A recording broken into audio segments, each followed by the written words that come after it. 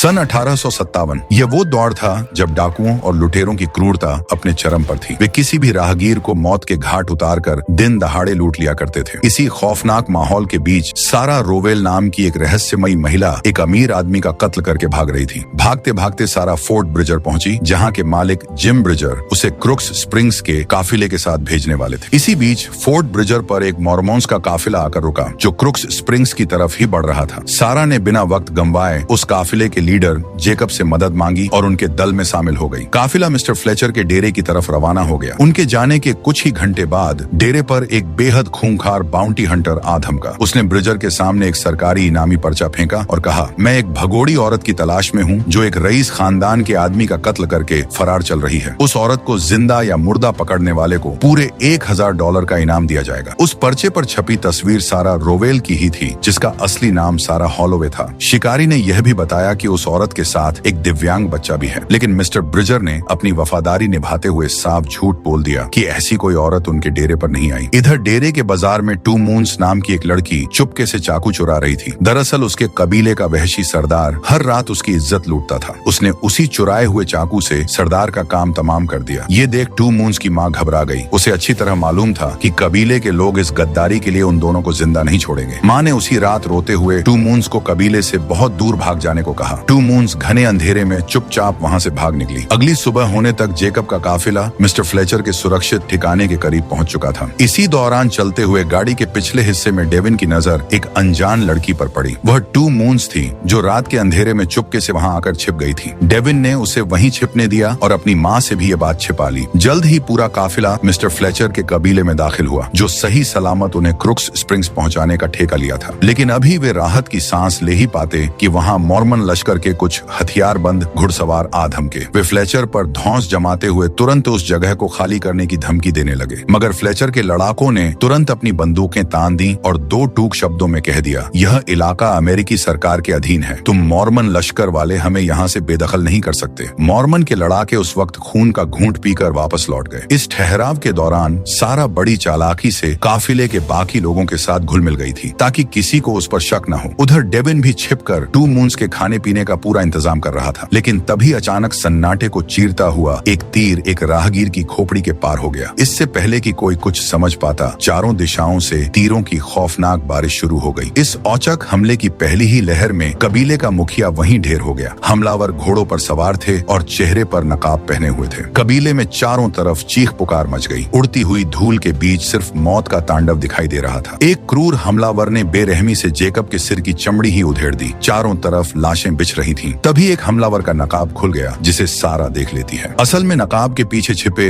ये हैवान कोई कबीलाई आदिवासी नहीं, बल्कि वही मॉर्मन लश्कर के लोग थे जो कुछ घंटे पहले धमकी देकर गए थे। जब सारा अपने बच्चे को लेकर भाग रही थी, तभी मॉर्मन लश्कर के लीडर जेम्स वल्सी की नजर उन पर पड़ गई। मौत बिल्कुल उनके सिर पर खड़ी थी। इसी दौरान वहाँ आइजक फरिश्ता बनकर प्रकट हुआ। उसने सही समय पर सारा और डेविन को एक सुरक्षित झाड़ी के पीछे छिपा दिया, और जैसे ही मौका मिला वे सब वहाँ से 9-2-11 हो गए। उधर नरसंहार के बाद जेकब की पत्नी अबीश और बाकी लड़कियों को मॉर्मन लश्कर ने बंधक बना लिया था। जेम्स ने आदेश दिया, इन लड़कियों को पायर्ट्स शिकारियों को सौंप दो और काम निकलते ही इन्हें खत्म कर देना। फिर पायर्ट्स शिकारियों को उन 2 गवाहों सारा और उसके बेटे को ढूंढने के काम पर लगाने को कहा और उन पर बड़ा इनाम रख दिया। वहीं मैदान पर जितने भी जख्मी लोग आखिरी सांसें गिन रहे थे, उन्हें दोबारा गोली मारी गई और उनका सारा कीमती सामान लूट लिया गया। उधर सारा हॉलोवे की तलाश कर रहे उस बेरहम कातिल को लुटेरों का एक गिरोह मिला। लुटेरों के लीडर वर्जिल ने बताया कि जिस इनामी औरत की वह तलाश कर रहा है, उसका पता वह जानता है। उसने उस माँ बेटे को फोर्ट ब्रिजर में देखा था और यह भी जानता था कि वे कहाँ जा रहे हैं। ये सुनकर बाउंटी हंटर उसके साथ इनाम की आधी रकम बांटने को तैयार हो जाता है। लेकिन जैसे ही वे सारा की तलाश में निकले, वर्जिल ने कातिल को गोली मारकर ढेर कर दिया, बैनर लूटा और खुद उस औरत को खोजने निकल पड़ा। अगली सुबह पता चला कि जेकब जिंदा बच गया था। अपनी पत्नी अबीश को न पाकर वह पागल सा उसे ढूंढने लगा। तभी वहाँ कुछ शशोन कबीलाई आदिवासी आ जेकब ने गिड़गिड़ाकर मदद मांगी, लेकिन सरदार ने उसे लात मारकर बेबस छोड़ दिया। इधर रीड नहीं चाहता था कि सारा और उसके बेटे की जान जाए, इसलिए उन्हें जबरन वापस फोर्ट ब्रिजर की तरफ ले जाने लगा। सारा गिड़गिड़ाती रही, पर रीड अपने फैसले पर अडिग था। दूसरी तरफ हम गवर्नर ब्रिघम यंग को देखते हैं, जो अपनी सेना के दम पर यूटा क्षेत्र को मॉर्मोन्स का राज्य बनाना चाहता है। यह उसी के लोग थे जिन्होंने फ्लेचर को जगह खाली करने की धमकी दी थी और बात न मानने पर भेष बदलकर नरसंहार कर दिया। इसी दौरान उसका एक खास आदमी आदमी आकर खबर देता है कि कबीले के लगभग 70 लोग मारे जा चुके हैं। ब्रिघम यंग घबरा गया कि कहीं इसका इल्जाम उस पर न आ जाए, क्योंकि उसकी सीधी टक्कर अमेरिकी सरकार से थी। इस खूनी खेल की खबर पूरब के राज्यों तक न फैले, इसलिए उसने अपने सबसे वफादार ब्रदर हिकमन को फोर्ट ब्रिजर रवाना कर दिया। क्योंकि फोर्ट ब्रिजर में एक अमेरिकी सैन्य टुकड़ी भाड़े पर चौकी बनाकर रहती थी, वहाँ डाक की सुविधा भी थी, इसलिए उन पर नजर रखना बहुत जरूरी था। उधर रास्ते में रीड माँ बेटे को नदी किनारे छोड़कर कुछ देर के लिए दूर गया था। तभी वहाँ अचानक टू मून्स आ पहुंची। सारा ने डर कर उस पर चाकू तान दिया। तभी डेविन ने बताया कि वह उसे जानता है, वो उनकी गाड़ी में छिपकर ही यहाँ तक आई है। इतने में नदी के उस पार कुछ शिकारी दिखाई दिए जो सारा को उसके असली नाम सारा हॉलोवे से पुकार रहे थे। खतरा भांप कर वे तीनों तुरंत भाग खड़े हुए और तीरों की बौछार से बचते हुए एक गुफा में जा छिपे। इधर अचानक एक तीर आकर सीधे रीड की जांघ में लगा। घायल रीड अपनी जान बचाकर भागा, पर 3 लुटेरों ने उसे घेर लिया। रीड ने हिम्मत दिखाई और लुटेरा से भिड़ गया। फिर बारी बारी उन सबको ठिकाने लगा दिया। इधर वर्जल का गिरोह पीछा करते हुए गुफा के पास पहुंच चुका था। जैसे ही उनका एक आदमी गुफा के अंदर घुसा,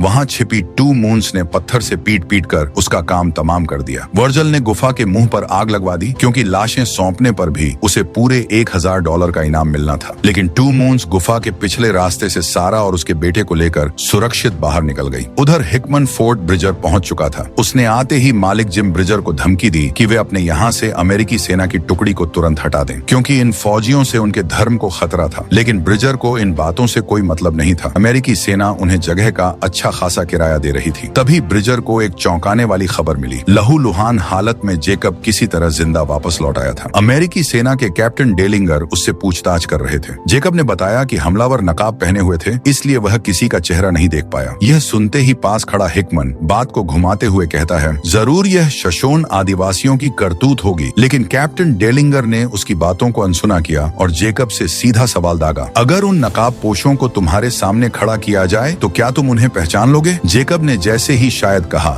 हिकमन के पैरों तले जमीन खिसक गई। दूसरी तरफ मॉर्मन लश्कर ने अबीश और बाकी लड़कियों को जिन पायलट्स शिकारियों के हवाले किया था, वहाँ अचानक कुकुर वंश के खतरनाक आदिवासियों ने धावा बोल दिया। पलक झपकते ही पायलट्स के परखचे उड़ा दिए। बेरहमी की हद तो तब हो गई जब उन्होंने उन बेकसूर लड़कियों को भी नहीं बख्शा। लेकिन जब बारी अबीश की आई तो उनके सरदार ने उसे बंधक बना लिया और अपने साथ उठा ले गए। उधर फोर्ट ब्रिजर में मौका मिलते ही ब्रदर हिकमन ने जेकब का ब्रेन वॉश कर दिया था। दोनों मॉर्मन थे, इसीलिए जेकब अमेरिकी सरकार से ज्यादा अपने धर्म के लोगों पर भरोसा कर बैठा, क्योंकि हिकमन ने उसकी पत्नी अबीश को ढूंढने का लालच दिया था। वे कैप्टन डेलिंगर की आंखों के सामने से जेकब को अपने साथ लेकर चले गए। हिकमन जब जेकब को लेकर अपने कैंप पहुंचा तो उसने कमांडर जेम्स वल्सी को अकेले में बुरी तरह फटकारा। वल्सी ने खत में लिखा था कि नरसंहार का कोई गवाह नहीं बचा, लेकिन यहाँ तो दो गवाह, सारा और उसका बेटा, जिंदा थे। हिकमन को डर था कि अगर ये खबर अमेरिकी सरकार तक पहुंची तो उन पर कार्रवाई हो सकती है। जेकब अमेरिकी सैनिकों के नजर पर था, इसलिए हिकमन ने वल्सी को आदेश दिया कि जब तक जेकब कोई मुसीबत खड़ी नहीं करता, उसे जिंदा रखो और उन दोनों गवाहों को हर हाल में ठिकाने लगाओ। रात होते ही रीड को सारा और उसके बेटे की लोकेशन मिल गई। उसने आते ही टू मून्स को डरा धमकाकर वहां से भगा दिया, लेकिन टू मून्स घर नहीं जा सकती थी, इसलिए उसने उनका पीछा नहीं छोड़ा। अगली सुबह जेम्स वल्सी अपनी टीम के साथ उस जगह पहुंचा जहां कुकुर वंश ने पायलट्स को मारा था। वहां उसे उन लड़कियों की भी लाशें मिली जिन्हें उसने पायलट्स को सौदे के रूप में दिया था, ताकि वे गवाहों को ढूंढकर खत्म कर दें। लेकिन वे खुद मारे गए और अब तो उनमें अबीश नहीं थी, यानी एक और गवाह के फरार होने की पुष्टि हुई। तभी उन्हें एक अधमरा पायलट्स शिकारी मिला जिसने मरने से पहले कुकुर वंश का नाम लिया। वल्सी ने अपना राज छुपाने के लिए उसे गोली मार दी और बहाना बनाया कि वह बेचारा तड़प रहा था। वही कैप्टन डेलिंगर अपनी टुकड़ी के साथ पुरानी नरसंहार वाली जगह पर सबूत जुटा रहे थे। आदिवासियों के घोड़ों में नाल नहीं होते, जबकि वहां मिले हर घोड़े के पैरों के निशान में नाल की छपाई थी। कैप्टन समझ गए कि यह घिनौनी करतूत मॉर्मन लश्कर की ही है, लेकिन आगे की कार्रवाई के लिए उन्हें एक पुख्ता गवाह की तलाश थी। दूसरी तरफ पैदल चलते चलते सारा और उसके बेटे की हालत खराब हो चुकी थी। तभी रास्ते में उन्हें घोड़ों का एक तबेला दिखा। सारा से $100 लेकर रीड नीचे गया और उन्हें वहीं छिपने को कहा। रीड तबेले के मालिक से 3 घोड़े का सौदा कर ही रहा था कि सारा खुद वहां पहुंच गई। सौदा तो तय हो चुका था, लेकिन तबेले के मालिक ने सारा का हुलिया देखकर कहा, कुछ लोग तुम्हारे और तुम्हारे लंगड़े बच्चे के सिर पर भारी इनाम लेकर तुम्हें ढूंढ रहे हैं। जैसे ही कंफर्म हुआ कि ये वही इनामी औरत है, शिकारियों और रीड के बीच खूनी मुठभेड़ शुरू हो गई। पलक झपकते ही रीड ने अपनी बंदूक और कुल्हाड़ी से 4-5 गुंडों को लकड़ी की तरह काट दिया। इस भयंकर लड़ाई के बाद अब रीड को सारा की असलियत पता चल चुकी थी। उसने कड़े लहजे में पूछा, तुम कौन हो और तुम्हारे पीछे इनाम क्यों है? सारा ने रोते हुए कबूल किया कि उसने एक बहुत अमीर आदमी के बेटे का कत्ल किया है। अगर अगर वे वापस फोर्ट ब्रिजर गए तो उसका बेटा डेविन मारा जाएगा। सारा ने रीड के हाथ में $100 थमाए और क्रुक्स स्प्रिंग्स पहुंचाने की भीख मांगी। रीड मान तो गया, लेकिन इस लड़ाई में उसे भी एक गोली लग चुकी थी। अत्यधिक खून बहने के कारण वह अचानक घोड़े से बेहोश होकर गिर पड़ा। सारा ने चालाकी से अपने $100 वापस रीड की जेब से निकाल ली। तभी वहाँ शोशोन जनजाति के आदिवासी आधम के आइजक रीड असल में उन्हीं के कबीले का लड़का था। वे तुरंत उसे अपने कबीले ले गए और उसका इलाज शुरू किया। वहीं मॉर्मन लश्कर अबीश की तलाश में यूटी जनजाति के डेरे पर पहुंचा। वहाँ जेकब ने एक बच्ची के सिर पर अपनी पत्नी की ओढ़नी देखी और पागल हो उठा। लेकिन यूटी आदिवासियों का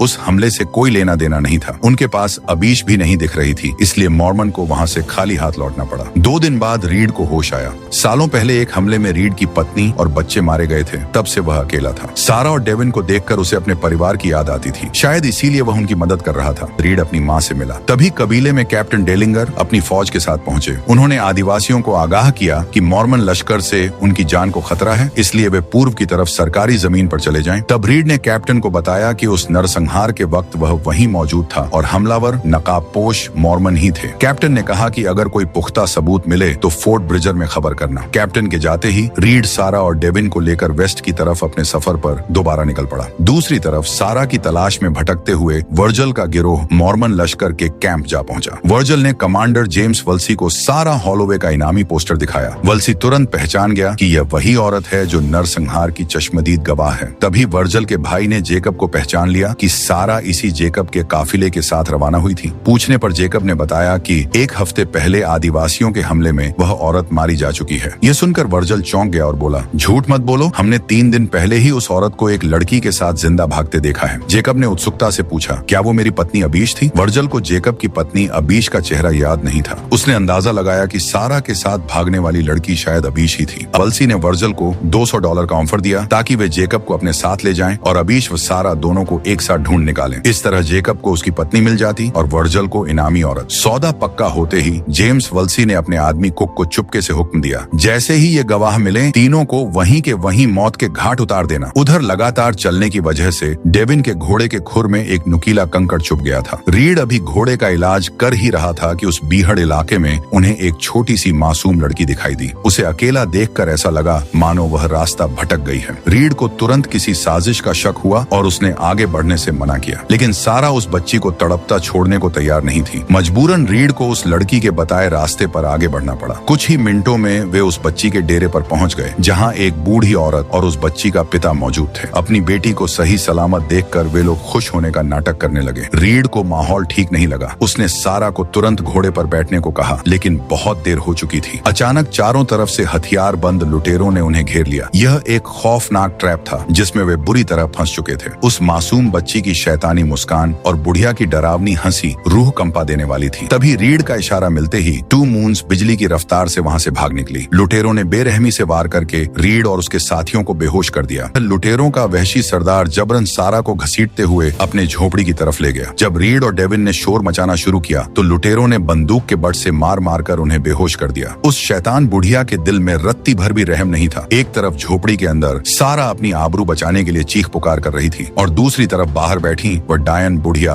गला फाड़ फाड़ कर ठाके लगा रही थी। उधर कैप्टन डेलिंगर के भेजे हुए गुप्तचर कुकुर वंश के हत्थे चढ़ गए। बस एक अमेरिकी फौजी किसी तरह जान बचाकर भागने में कामयाब रहा। कुकुर वंश के मुखिया लाल मुखौटे को लगा कि अमेरिकी सैनिक यहाँ अबीश को ही ढूंढते हुए आए थे, इसलिए उसने अपने कबीले के साथ मिलकर अबीश को तुरंत किसी दूसरी सुरक्षित जगह पर छिपाने की साजिश रचना शुरू कर दिया। इधर लुटेरे एक बार फिर सारा के साथ दरिंदगी करने लगे थे, लेकिन तभी अचानक 2 मून्स उन पर टूट पड़ी। सारा ने बिजली की फुर्ती से लुटेरे की रिवॉल्वर छीन ली और अंधाधुंध गोलियां बरसाकर पूरे लुटेरा गैंग को वहीं ढेर कर दिया।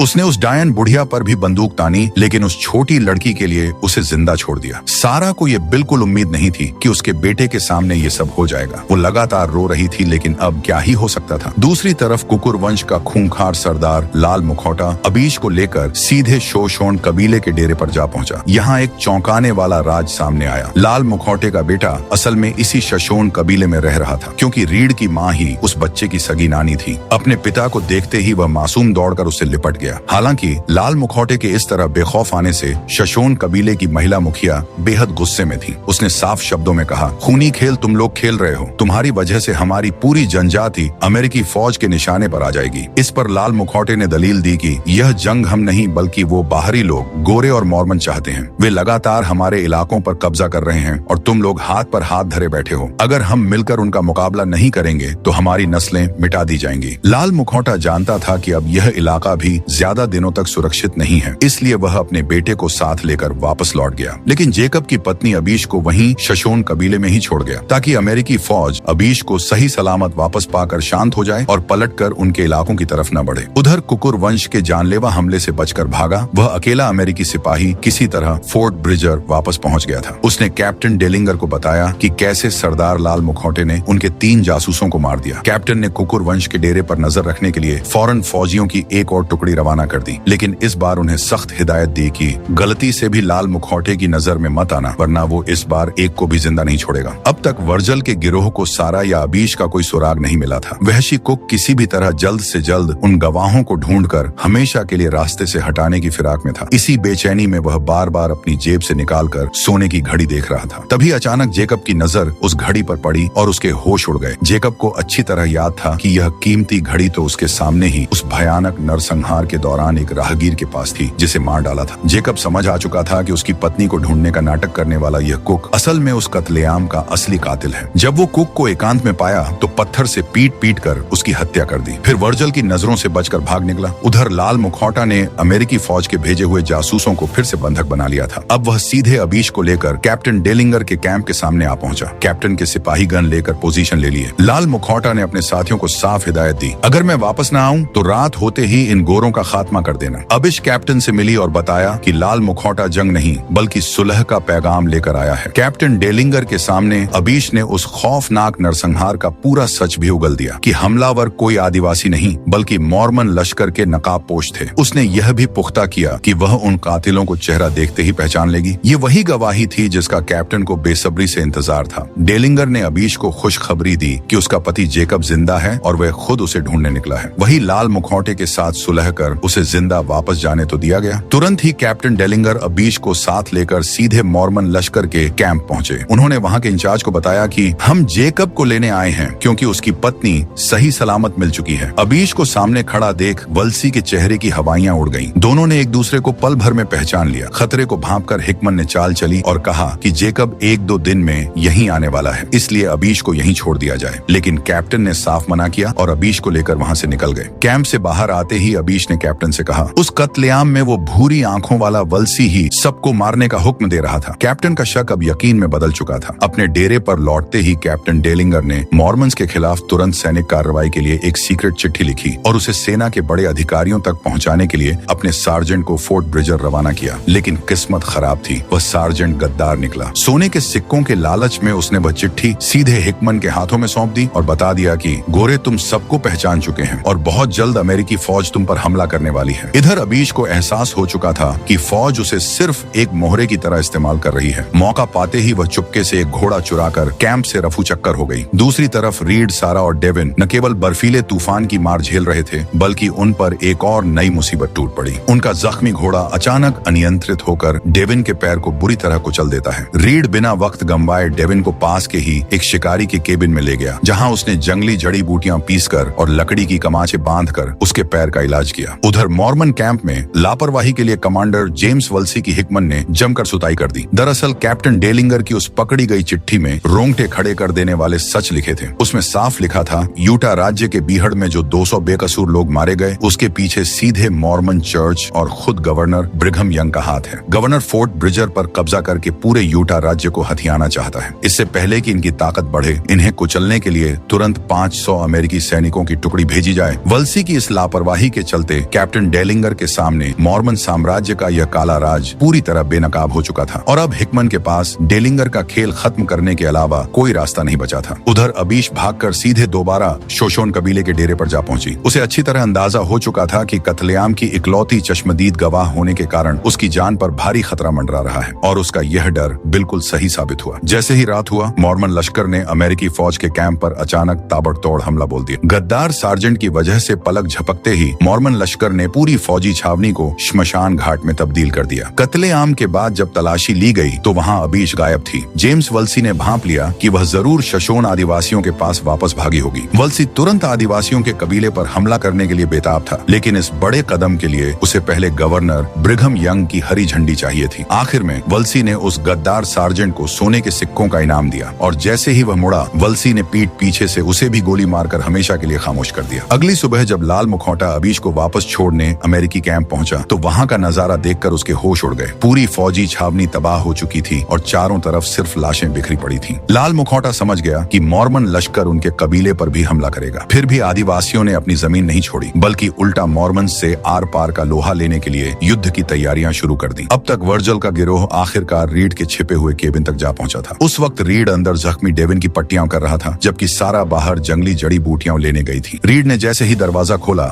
वर्जल के गुर्गों ने अंधाधुंध फायरिंग शुरू कर दी, लेकिन जैसे ही हमलावरों की बंदूकें खाली हुई, रीड शेर की तरह बाहर झपटा और एक एक करके उन्हें मौत के घाट उतारने लगा। तब तक वर्जल के कुछ आदमी सारा को अगवा करके भाग निकले। टू मून्स और डेविन भी मुसीबत में घिर चुके थे। रीड किसी एक तरफ ही जा सकता था। उसने पहले टू मून्स और डेविन की जान बचाई और फिर उन्हें केबिन में ही सुरक्षित रुकने का हुक्म देकर सारा को ढूंढने के लिए बर्फीले तूफान में निकल पड़ा। उधर governor Brigham young fort Breezer को हथियाने के लिए जिम ब्रिजर के सामने नोटों की गड्डियां लेकर पहुंच चुका था। गवर्नर ने साफ कर दिया कि या तो रकम कबूल करो वरना जंग के लिए तैयार रहो। इस सौदे की एक शर्त यह भी थी कि ब्रिजर अब इस पूरे इलाके में दोबारा कभी अपना पैर नहीं पसारेगा। तभी ब्रदर हिकमन वहां एक नई आफत लेकर पहुंचा। उसने गवर्नर को बताया कि उस कत्लेआम की चश्मदीद गवाह अबीश शोषण कबीले और लाल मुखौटे के साथ मिल चुकी है। अगर यह नरसंहार वाला मामला अमेरिकी सरकार तक पहुंची तो मॉर्मन साम्राज्य का अंत तय है। हिकमन ने उन सबको एक साथ मिटाने की इजाजत मांगी और गवर्नर ने तुरंत हरी झंडी दे दी। हिकमन अपनी सेना लेकर एक और खूनी नरसंहार की तरफ बढ़ ही रहा था कि रास्ते में उसे बदहवास हालत में जेकब प्रैट मिला, जिसके साथ अब कुक नहीं था। जेकब ने असल बात छिपाने की कोशिश की कि उसने उसे मार डाला। वही शातिर हिकमन ने उसका ब्रेन वॉश करते हुए झूठ बोल दिया कि अब शोषण आदिवासियों ने ही तुम्हारे मॉर्मन भाइयों और अबीश का कत्लेआम किया है और आज रात हम उनसे बदला लेने जा रहे हैं। अपनी पत्नी के गुनहगारों को मिटाने की आग में अंधा जेकब मॉर्मन फौज का मुफ्त का मोहरा बनकर उनके साथ चल दिया, लेकिन उन्हें अंदाजा नहीं था कि शोषण कबीले का एक गुप्तचर उनकी एक एक हरकत पर पैनी नजर रखे हुए था। रीड के जाने के बाद वह भयानक रात टू मून्स और डेविन पर भारी पड़ने वाली थी। केबिन के बाहर भूखे भेड़ियों के झुंड ने धावा बोल दिया था। टू मून्स ने फुर्ती दिखाते हुए कुछ भेड़ियों को तो ढेर कर दिया, लेकिन तभी एक खूंखार भेड़िया सीधा उसके ऊपर झपटा और पिस्तौल हाथ से छूट गई। जब टू मून्स मौत से जद्दोजहद कर रही थी, तभी जख्मी डेविन ने सही वक्त पर पिस्तौल उठाई और भेड़िए के भेजे में गोली उतार दी। ठीक उसी वक्त बर्फीले तूफान के बीच रीड ने वर्जल के ठिकाने पर मौत बनकर दस्तक दी। उसने पलक झपकते ही वर्जल के दो गुर्गों को ठिकाने लगा दिया और वर्जल के भाई के पैर में गोली मार दी। इसके बाद रीड और सारा ने मिलकर उस बेरहम वर्जल का काम तमाम कर दिया। उसका भाई चाहकर भी उसे बचा नहीं सका। उधर रात के सन्नाटे में मॉर्मन लश्कर ने शोषण कबीले पर धावा बोल दिया, लेकिन वहां पहले से ही सन्नाटा पसरा था क्योंकि आदिवासियों को हमले की भनक लग चुकी थी और वे घात लगाकर बैठे थे। अचानक आदिवासियों ने मॉर्मन्स पर धावा बोल दिया और एक खूनी जंग छिड़ गई। इस बार भी मॉर्मन नकाब पहन कर आए थे। वही जेकब अपनी ही पत्नी अबीश को नहीं पहचान पाया और अनजाने में अपनी ही पत्नी अबीश की जान ले ली। जब तक उसे अपनी इस गलती का एहसास हुआ, बहुत देर हो चुकी थी। सदमे में डूबे जेकब ने खुद को भी गोली मार ली। उधर मैदान जंग में कमांडर वल्सी और सरदार लाल मुखौटा एक दूसरे से भिड़े और दोनों ने एक दूसरे को खत्म कर दिया। इस खूनी नरसंहार में रीड की मां और लाल मुखौटे का भी मारे गए। अगली सुबह तक रीड सारा को सही सलामत बचाकर डेविन के पास ले आया और वे आगे की मंजिल की तरफ बढ़ गए। उधर मॉर्मन लश्कर ने शोषण कबीले का नामो निशान मिटा दिया था और अपने वादे के मुताबिक गवर्नर ने फोर्ट ब्रिजर को भी आग के हवाले कर दिया। बरसों का इतिहास पल भर में जलकर खाक हो गया और फोर्ट के मालिक जिम ब्रिजर अपना साजो सामान लेकर नए ठिकाने की तलाश में निकल पड़े। अगली सुबह सारा हॉलोवे अपनी मंजिल क्रुक स्प्रिंग्स के बिल्कुल करीब पहुंच चुकी थी, लेकिन तभी रास्ते में वर्जल का जिंदा बचा भाई घात लगाकर सामने आ गया। उसने अचानक रीड और सारा पर जानलेवा हमला कर दिया। उस आखिरी खूनी मुठभेड़ में दोनों तरफ से गोलियां चलीं और वे सब वहीं मारे गए। हालांकि मरने से पहले रीड सारा को उसकी मंजिल तक पहुंचाने का अपना वादा पूरा कर चुका था। तो दोस्तों, ये थी अमेरिकी इतिहास के काले पन्नों से निकली एक दर्दनाक खूनी दास्तान। वीडियो को लाइक और चैनल को सब्सक्राइब जरूर करें। मिलते हैं अगली शानदार कहानी में।